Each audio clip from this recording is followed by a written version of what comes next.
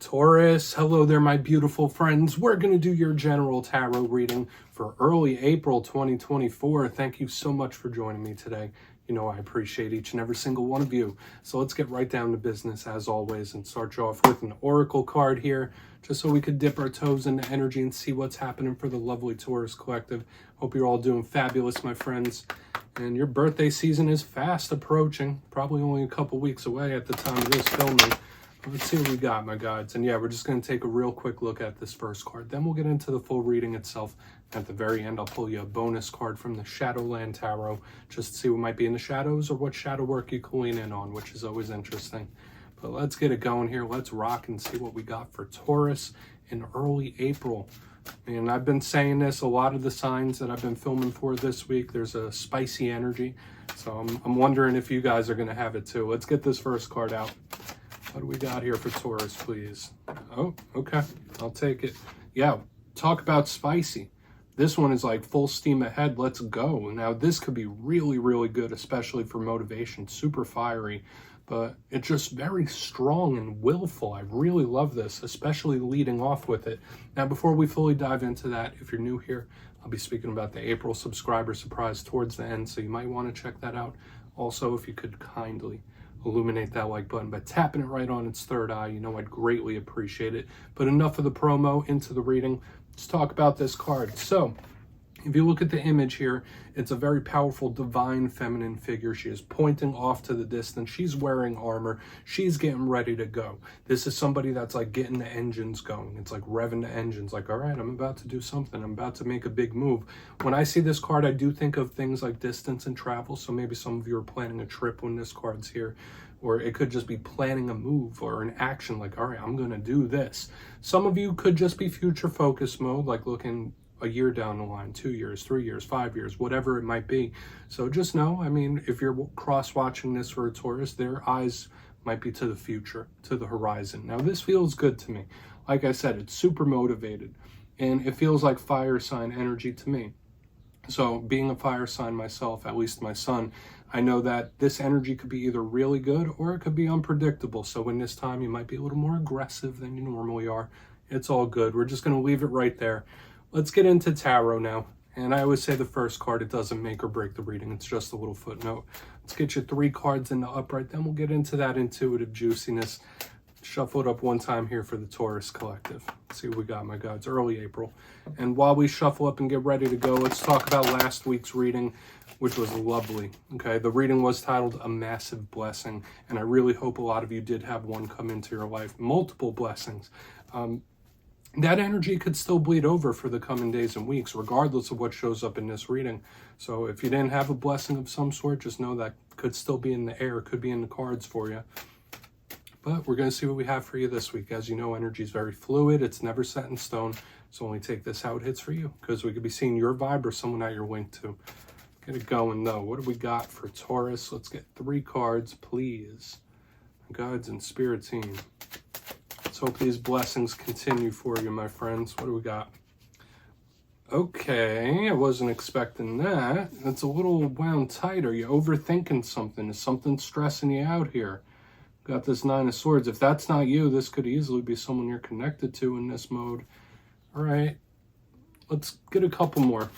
What do we got here for Taurus? Okay. All right. I mean, 3 cards just fell out, so we're going to take them all and see. I'm getting a very back and forth type of energy here, Taurus. That's one thing I'm saying. Now, the next card over, we do have a card that could represent you. It's not gender specific, which could be really nice. And on the back end here, we have the 3 of Swords. So there are some energies that we are going to want to look at for sure. There could be something on your mind or something bugging you. But even as the bonus, we have this beautiful 10 of Pentacles, so talk about extremes of energy. And I've been seeing this for all the earth signs, where it's like this reading is either going to be a big warning for you, or there's going to be a lot of beautiful results, depending. So let's go through. I'll give you some of the classical meanings and archetypes, and we'll get into the juicy, intuitive stuff. But at first look, first glance here, the competing energies is kind of the story we're seeing so far. Notice we have the double down of air energy with the 9 of Swords, 3 of Swords. Air represents the realm of communication, but also the mind. Then we have the double down of this earthy energy, which is an energy you could be very comfortable with. Most earth signs are comfortable with this vibe. So it's like we have the monetary, we have the outer world, then we have the inner world. So for some Tauruses out there, there could be a lot of overthinking happening, or like everything might seem fine or everything is fine. Like in reality, everything's fine, but there's something happening internally here. There could be something that's really weighing on you or bugging you. So let's go through piece by piece and really start to build this out. Because like I said, this doesn't have to be your energy. You might be in this mode while someone else could be in that mode, and it could flip-flop. But position number 1, we have the Nine of Swords. Now, you do not need to be an expert in tarot to understand what this means. You see that person, they're sitting up in bed, they got the hands in the face, they're stressing. So in this time, you might be having some issues sleeping, you might be having a little insomnia or sleeping very light. When this card shows up, it could represent like dreams and nightmares and stuff like that, or it's just stress induced. So for some of you, you might be a little on edge, or this could be someone you're connected to that's a little anxious or nervous, whatever we want to call it. It's not the nicest energy. I do also say that the Nine of Swords is a paranormal card as well. So for a lot of Tauruses, you might be a little more tapped into the subtle energies around you, and you might be having some paranormal experiences. I know not every one of you are, but this is one of my cards for that. So we'll see what this is about. We're definitely going to want to clarify that and see what's happening, like why the Nine of Swords is showing up. Now, moving to the center, we have the King of Pentacles, the total opposite of what we have going on here on the extreme ends. Now, in my style of reading, you are an earth sign. This could just represent you, and it's not gender specific. The King of Pentacles is grounded, it's abundant, it's filled with blessings. So, I mean, yeah, in my simplistic style, the clarifier could tell us how you're feeling about something, or something that could be coming towards you for sure. But generally, when I see this card, it's like, yeah, I'm good, everything's fine, I'm sturdy, I'm stable, which is really, really nice. So for some of you, like, these energies could be outside of yourself. You might be good, while these energies could be running amok on the outside, or there could be someone you're connected to that's going through a difficult one. Now, the King of Pentacles could just represent a focus on business, focus on money, and you might just be in money mode, stacking up those pentacles for sure. I like it. Now, it could also represent a little bit of stubbornness sometimes when this card's here. So like with all this stress, I feel like there's a lot more detail that we still have to uncover throughout this reading. But yeah, in its roughest form, the King of Pentacles could be really, really stubborn, okay? Now, I will also say, with the alignments we have here, maybe you're stressing about something financial or monetary related. That's possible, or even work. Don't have to be. I know a lot of Tauruses are usually extremely abundant individuals. So let's keep moving. The Three of Swords here is another card. It's iconic, right? I'm sure you've seen it on all sorts of like clothes, t-shirts, posters. It's everywhere. And it's the three swords cutting through the heart. It's pain. Okay, now I do always say that it is on a spectrum. It could be something extremely minor all the way up to something major. It could be little nervousness, anxiety, stuff like that, and it could be full-on heartbreak depending. And that's why I'm saying it's like we have this very sturdy, beautiful energy surrounding this pain for some reason. So like the outer world might be good, or this could be someone trying to distract themselves as well, because on the inside they're dealing with something. I feel for a lot of you this isn't really your energy. I mean, it could be. It really depends. I feel like it's so complex this week. Now, moving to the very back end, we have the Ten of Pentacles. One of the best cards in the whole entire deck. Now, for a portion of you, yes, all the stuff that's happening here could be linked to the home, could be linked to the family or finances or any of that stuff. But when I see this, I think of abundance and blessings, just like we've been seeing for a couple weeks now. So it's like total opposites in energy, what we're picking up. So we're just going to put that down here. And it shares a lot of things like that King of Pentacles, where it could be something that's a little stubborn. So certain issues you may have been dealing with for quite a while. I want to dive deeper on all of it. Let's jump in and clarify.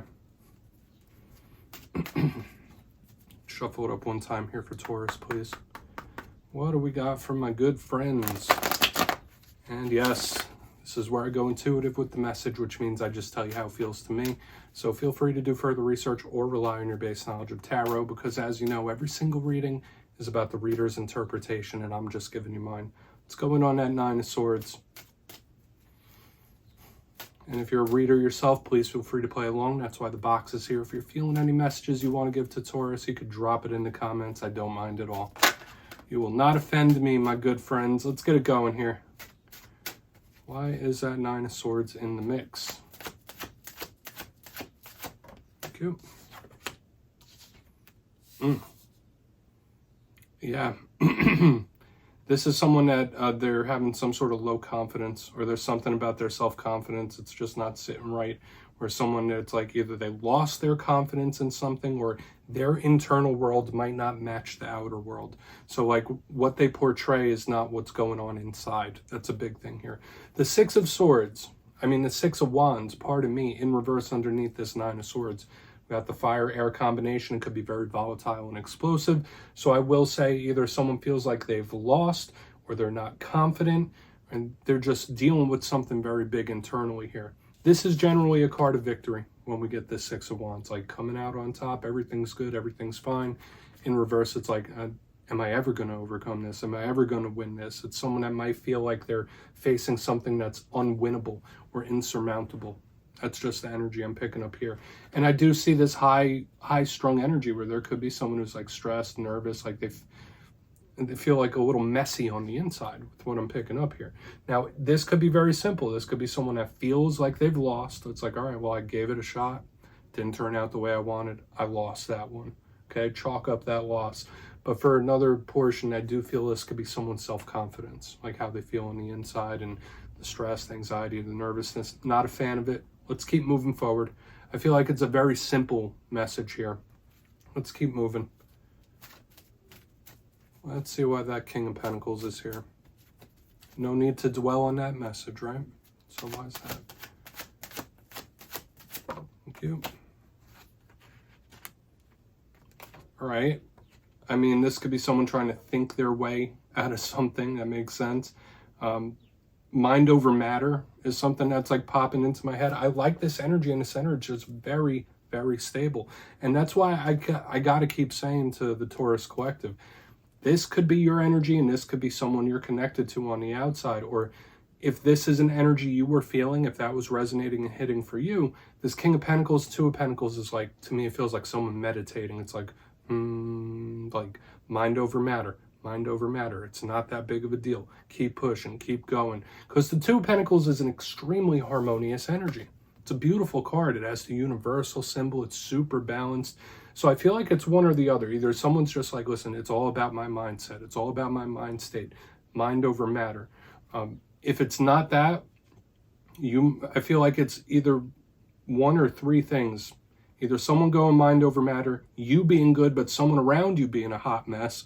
Or this could be someone portraying this, like, I'm good, I'm cool, nothing's wrong, I'm very balanced, but on the inside, and I was picking that up in the beginning, like what they're portraying on the outside is not matching the inner world, okay? And it's causing some sort of tug of war. Let's keep moving. Very funky energy for you this week. I'm not used to feeling energy that's so sporadic in a Taurus reading. So let's see why the Three of Swords is here. Then we'll do a quick recap before we get into the shadow card. So why is the Three of Swords in the mix? Okay. Yep. All right. So we have our good friend John Travolta in reverse underneath this Three of Swords.